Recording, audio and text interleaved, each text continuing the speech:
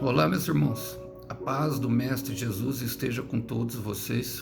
Que Deus abençoe quem me ouve e que o Senhor Deus Todo-Poderoso possa vir falar conosco, sempre por intermédio da sua santa e poderosa palavra. O texto hoje para nossa breve reflexão, irmãos, na verdade 2 versículos, quero ler com vocês o livro de Atos, capítulo 1, versículo 4 e 5, diz assim: Certa ocasião, enquanto comia com eles, deu-lhes a seguinte ordem: não saia de Jerusalém até o Pai enviar a promessa, conforme eu lhes disse antes. João batizou com água, mas dentro de poucos dias vocês serão batizados com o Espírito Santo. Glória a Deus, meus irmãos. O livro de Atos é um livro particularmente que eu amo. Lucas escreveu ele e, pelo que parece, alguns creem que são duas edições de um mesmo livro, de uma mesma obra literária de um autor. E alguns acreditam que ele fez um em determinado tempo e outro em um futuro distante, com um propósito de explicar Teófilo. Teófilo, pelo que parece, poderia ser um governante, mas a grande questão é que o livro de Atos relata ali algo muito bom. É a história justamente dos líderes ali da igreja primitiva e o começo de tudo depois que Jesus se foi. E ali há uma expansão geográfica, uma história contada através desses homens, onde os dois principais cabeças dessa história, justamente Paulo e Pedro, junto com outros que vêm como Tiago, Filipe e também até o próprio Estevão. E é um evangelismo muito grande, ou seja, um evangelismo por meio da sua história, conseguindo alcançar ali muitas pessoas e influenciando a mesma até grandes pessoas, como os políticos da época, como nós vemos no caso de Festo, do rei Agripa, e até mesmo chegando ao imperador César. E eu quero trazer esse comecinho porque fala de um recomeço, fala de algo que muitos de nós temos aguardado, não é verdade? Vamos lá, vamos fazer as aplicações pertinentes daquilo que se refere a nós no dia de hoje. Diz assim, versículo 4: certa ocasião, irmãos, certa ocasião. E quando começa dessa forma eu acho bom, porque é certo que haverá uma ocasião daquilo que é a resposta para o nosso coração. É certo que Deus, meu irmão, já preparou uma ocasião, um momento aguardado. Deus já preparou um momento aguardado para lhe fornecer a resposta. Há um tempo em que as coisas vão se encaixar. E muitas vezes nós caminhamos, está tudo muito confuso, e nós olhamos e falamos: irmão, mas você não sabe como é que está a minha vida. Irmão, eu sei como que está a minha. E acredite, passei por essas situações, passo. Em certos momentos, eu tenho os meus momentos de dúvidas, como todas as pessoas. E, logicamente, elas vão se tornando cada vez menores com o passar do tempo, com o passar daquilo que se refere à intimidade com o Senhor. Quanto mais ouvimos a voz de Deus, mais acertada se tornam as nossas decisões. E nós entendemos que esse momento Ele já preparou. Deus já preparou um momento aguardado. Há um tempo certo das coisas acontecer. Quero ler um versículo que está em 2 Coríntios, capítulo 6, versículo 2. Diz assim, porque diz: no tempo aceitável te escutei, e no dia da salvação te socorri. Eis aqui agora o tempo aceitável, eis agora o dia da salvação. Quero ler a linguagem atual para uma melhor compreensão. Diz assim: escutem o que Deus diz. Quando chegou o tempo de mostrar a minha bondade, eu atendi o seu pedido e o socorri. Quando chegou o dia da salvação, escutem, este é o tempo em que Deus mostra a sua bondade. Hoje é o dia de ser salvo. E chegou para aqueles homens, irmãos. Na verdade, através da vida deles, eles começariam a propagar essa tão chamada salvação. E aí precisamos compreender como se dá, porque isso faz parte de nós, irmãos, daquilo que está acontecendo em nossa vida nesse exato momento. Por quê? A palavra fala assim, enquanto comia com eles. Quem? Está falando de Jesus. Enquanto comia com eles. E algo que o Senhor Jesus fazia muito, irmãos, eu creio que é por isso que nós, crentes, gostamos muito de comer, mas sempre com moderação, cuidando do corpo, mas a verdade é que o Senhor Jesus participava de muitos banquetes. A ideia de uma festa no céu é a preparação de um banquete. E uma mesa preparada fala justamente de todas as áreas da nossa vida, irmão. Então, há uma mesa preparada nesse tempo. Há uma mesa preparada. Essa mesa, irmãos, fala de um concerto de Deus, de uma bênção de Deus vindo para todas as áreas da nossa vida. O banquete fala da área espiritual, logicamente, e aí as demais coisas vão ser acrescentadas.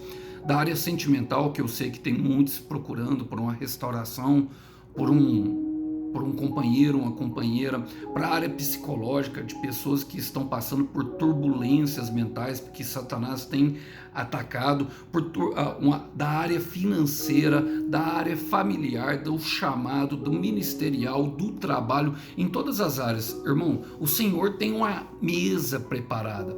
O Senhor tem uma mesa preparada, irmãos. E olha, eu quero ler com vocês porque a mesa, ela vem sendo falada, Salmos 23, o salmista, o rei pastor Davi fala, prepara-te uma mesa na presença dos meus inimigos, mas eu separei um versículo que eu gosto muito, porque ele diz exatamente dessa mesa preparada, exatamente para esse texto, que está em Isaías, capítulo 21, versículo 3, diz assim, ó, o texto sagrado, fala assim, ó, a visão me deixou desesperado. Aliás, Isaías 21, versículo 5, fala assim, ó, na visão eu vi um banquete preparado na Babilônia, os lugares para os convidados sentarem e estavam prontos, e eles comiam e bebiam. De repente alguém deu esta ordem, oficiais, levantem-se e peguem suas armas. Quero ler na versão Ferreira de Almeida, justamente pela melhor compreensão. Fala assim, ó, ele põe a mesa, estendem os tapetes, comem e bebem, levantai-vos, príncipe, e ungi o escudo.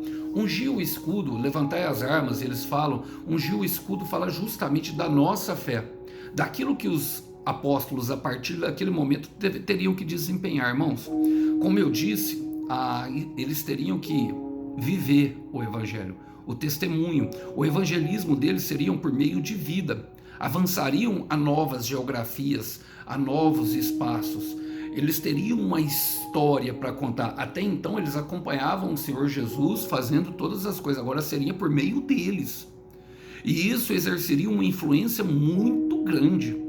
Então o Senhor, sabe, eles preparam a mesa, ele estende os tapetes, tudo certinho, prepara, nós comemos, bebemos, mas para quê? Para nós levantarmos como príncipes, e a palavra fala que nós somos chamados como reis e sacerdotes. Em Apocalipse 1, versículo 6, ungindo o escudo. Irmão, ungir o escudo é o quê? Fala justamente da fé, daquilo que o Senhor tem mandado. Olha o que ele fala aqui, ele fala assim, ó, e deu-lhes a seguinte ordem. Ele deu uma ordem. E qual que foi a ordem? Não saiam de Jerusalém.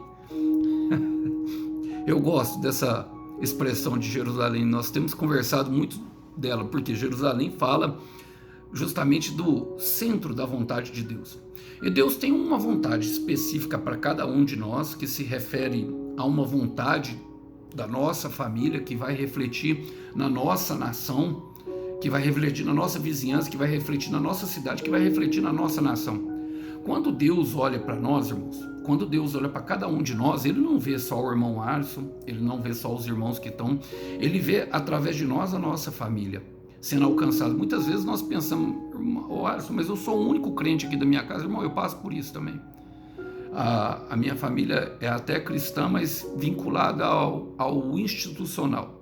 São todos católicos. Todos. E não abrem, assim, na ideia deles, eles não abrem mão daquilo ali de jeito nenhum, não soltam, porque para eles a casa de Deus é lá.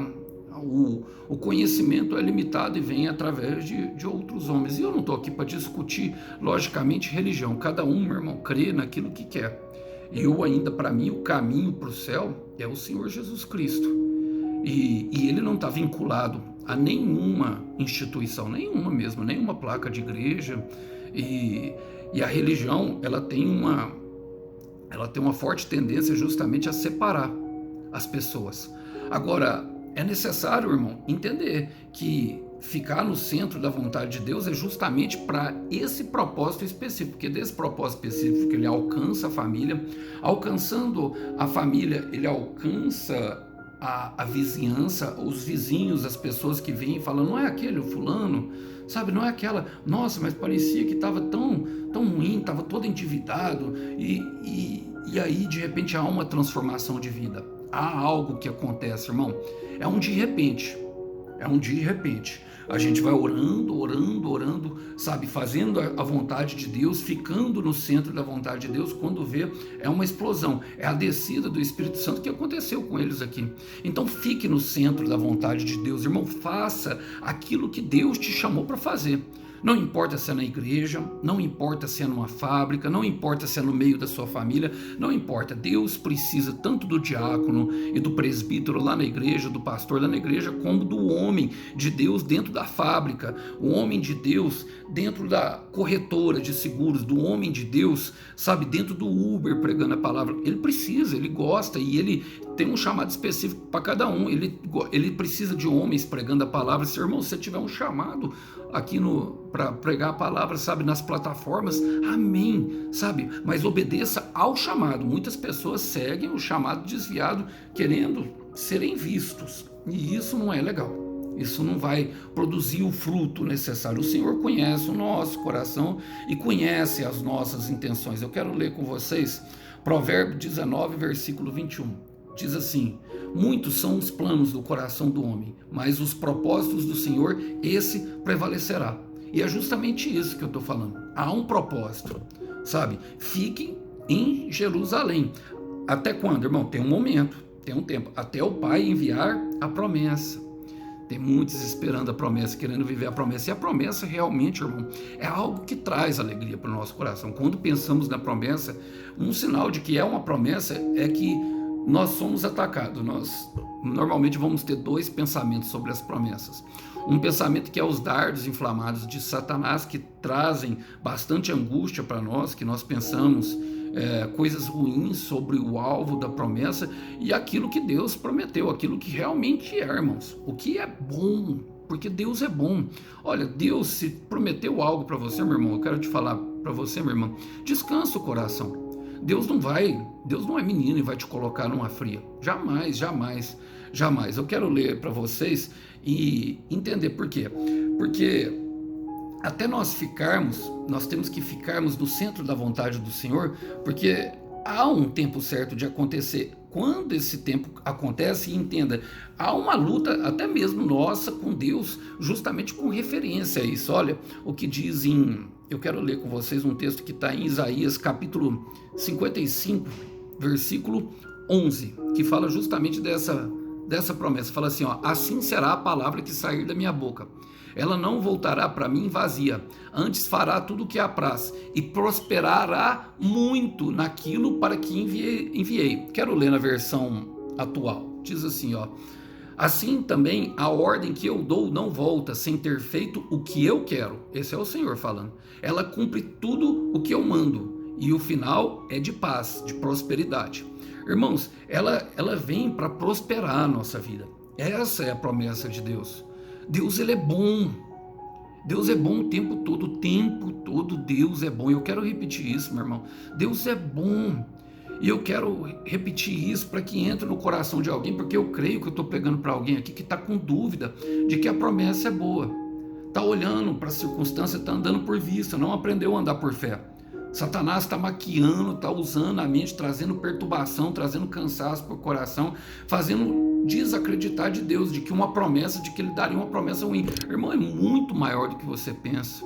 Olha, quando a gente se dispõe a andar em fé, entenda uma coisa, dentro da promessa, aquela que é a cereja do bolo, o Senhor vai derramando outras promessas, justamente para preparar essa mesa, esse banquete, isso a qual o Senhor Jesus, irmão, será tão real que você perceberá como Jesus, sabe, como se Jesus estivesse ali. O que é Jesus, irmão? Jesus é a palavra encarnada. O que é a promessa cumprida? É quando a palavra toma forma na nossa vida. É a manifestação do Senhor Jesus Cristo em nossa vida, irmão. Então, ele continua falando, fala assim, ó: enviar a promessa conforme eu lhes disse antes. E aí, ó, conforme eu lhes disse antes. E aqui eu quero fazer aquela pergunta. Lembra-te do que Deus te falou, irmão. Deixa seu coração, minha irmã, encher de esperança o que Deus te falou. Sabe o que é? Porque o propósito, ele foi estabelecido pela palavra. Ele foi estabelecido pela palavra. Olha, fala assim, ó, conforme eu lhes disse antes, João batizou com água. E o que é a água, irmão? A água, ela tem uma simbologia, uma tipologia, a própria palavra de Deus. Em Efésios 5, Paulo fala, vocês já têm sido lavados pela água da palavra. Batizado com água é um simbolismo eu já falei sobre isso, ele logicamente o rito de batismo nas igrejas, qual imerge a pessoa, significa algo que, irmão, eu estou eliminando o plano B da minha vida. A partir de agora, Jesus é o meu Senhor. E Jesus sendo o meu Senhor, meu irmão, a nossa fé não é a nossa fé que nos mantém firme na caminhada. É justamente a força de Jesus que nos segura. Agora nós temos que manter perto do Mestre, falando com Ele. Por quê? Porque o propósito já foi estabelecido pela palavra. Pela própria palavra, pela própria imersão. Por que o nosso coração dói tanto, irmão? Por que quando eu sigo a palavra tem muita dificuldade? Irmão, é bem simples essa situação. É porque há uma luta dentro do nosso coração. E toda vez que nós vamos negar a palavra, ter pensamentos ruins, vai provocar dor, vai provocar falta de paz. Uma das coisas que nos diz do nosso caminho, justamente, o Paulo fala, seja a paz de Deus o seu árbitro. Toda vez que você tentar sair, você vai perceber que vai faltar paz no coração. Por quê? Porque o propósito já foi estabelecido, essa palavra está dentro do teu coração e ela é mais forte do que você. Então é necessário eliminar o plano B, porque a dor da limpeza, aí agora vai haver uma outra dor. Qual que é? A dor da limpeza da preparação. Santificação, irmão. Santificação. Por quê? A palavra fala, Mateus capítulo 24, versículo 35, céus e terras passarão, mas a minha palavra não passará. A palavra que procede da boca de Deus, ela não passa até que ela cumpra, irmão. Se você tem uma palavra, tem que descansar. E eu ouso falar que mesmo que você desista da promessa e não queira, se Deus assim o quiser, e aqui nós precisamos fazer uma distinção, logicamente, que tem pessoas que ouvem algo e pegam sem orar para Deus, sem conversar com Deus, como palavra. Deus pode todas as coisas? Pode, irmão. Isso é inquestionável. Para Deus todas as coisas é possível. Agora, a grande questão é saber se Ele quer fazer algo na minha vida. E isso é o grande nó da questão, porque muitas pessoas entram em dúvida. Como eu sei que eu tenho uma palavra, irmão Alisson? Irmão, primeiro, nós não esquecemos, é mais forte do que nós. Os pensamentos com referência àquilo vão tomar conta. Nós vamos ver uma guerra de Satanás tentando destruir a promessa de Deus primeiro dentro do nosso coração, o que gera essa falta de paz. E quando nós percebemos que nós caminhamos no caminho da promessa, é justamente ali que nós vemos que há a guerra, mas que tem a paz dentro do nosso coração. A guerra não vai acabar, irmão. A luta não vai acabar, não, ela vai continuar. Só que Deus vai nos... O que fala em Isaías capítulo 26, versículo 3? Ficará em perfeita paz aquele cujo o propósito está firme. O propósito é em mim, irmão. O Senhor estabeleceu os propósitos. E no final vai se cumprir o propósito do Senhor. E precisamos entender. Por quê? Porque é nesse momento que atingimos a paz que excede todo o entendimento. Por que ela excede todo o entendimento? Porque nós abrimos mão de entender, irmão. Parafraseando ali C.S. Lewis. Olha, abra mão de entender para experimentar essa paz. Confiando em Deus, confiando, a promessa é boa. Repita, meu irmão, a promessa é boa. A promessa é boa. Então eu estou pregando aqui para pessoas que têm bastante dúvida com relação a isso. Sabe, o Senhor não vai te colocar jamais numa furada, irmão. Quando você atingir a promessa, quando chegar lá no propósito, e entenda, o propósito é justamente conhecer a bondade de Deus, conhecer a essência de quem Ele é. Logicamente a promessa ela está dentro do propósito, junto com outras promessas. Toda a dor da caminhada vai desaparecer. Olha, fala assim, ó. Mas dentro de poucos dias vocês serão batizados com o Espírito Santo. João batizou com água, mas dentro de poucos dias será batizado com o Espírito Santo. João representa o profeta. A palavra pode ter vindo por meio de um profeta, pode ter vindo do próprio Deus.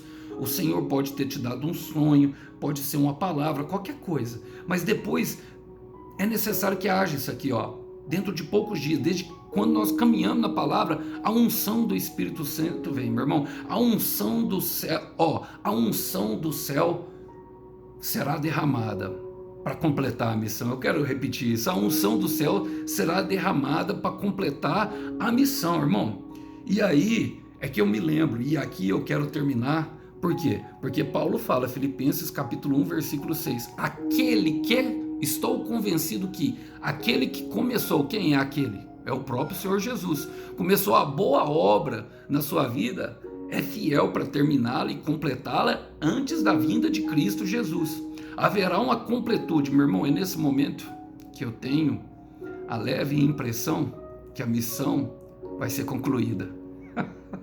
Eu quero repetir isso, dentro de poucos dias eu tenho a impressão que a missão vai ser concluída, irmão. A missão vai ser concluída, aquilo que o céu começa, o céu termina, o céu se responsabiliza. O que é que nós podemos fazer, meu irmão? Entregar o nosso coração completamente. Sabe, irmão, haverá dois tipos de dor. Uma dor pior, que é justamente negar o propósito, e a dor da caminhada, justamente da santificação, que no final de tudo nos deixa leves e pronto para receber essa promessa. Sabe, que nos leva a um lugar de leveza, a um lugar onde nós não teremos mais medo de tirar os pés do chão. Eu tenho uma leve impressão de que a missão vai ser concluída, então se entregue completamente à missão, confia no processo, deixa Deus te levar ao lugar aonde a vida seja mais leve, deixa Deus, sabe, tocar nos lugares que precisa, deixa Deus ser Deus na tua vida, deixa Deus fazer o trabalhar, deixa Deus trabalhar, sabe, nós podemos sempre ser melhores, se Ele sabe o que é melhor para nós, então deixa Ele trabalhar, e no final disso, o Cordeiro tem na mão dele uma recompensa para o teu sacrifício. Eu gostaria de deixar essa mensagem para vocês, para sua breve reflexão, para nossa breve reflexão. Até uma próxima mensagem. Tchau, tchau.